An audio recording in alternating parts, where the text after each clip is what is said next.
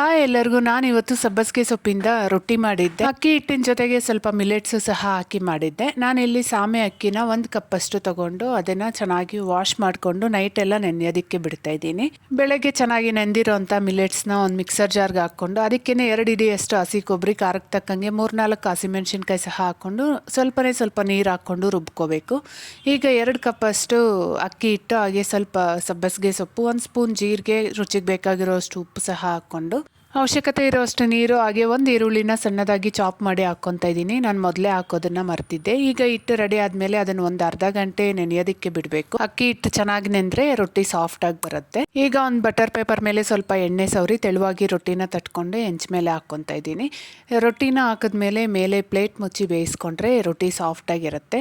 ಮಿಲೆಟ್ಸ್ನ ಹಾಗೆ ತಿನ್ನಕ್ಕೆ ಇಷ್ಟಪಡಲ್ಲ ಅನ್ನೋರು ಈ ರೀತಿ ಒಂದ್ಸರಿ ಟ್ರೈ ಮಾಡಿ ನೋಡಿ. ಇಷ್ಟ ಆದರೆ ವಿಡಿಯೋಗೊಂದು ಲೈಕ್ ಕೊಡಿರಿ, ಚಾನಲ್ನ ಸಬ್ಸ್ಕ್ರೈಬ್ ಮಾಡಿ ಸಪೋರ್ಟ್ ಮಾಡಿ. ಬಾಯ್ ಬಾಯ್.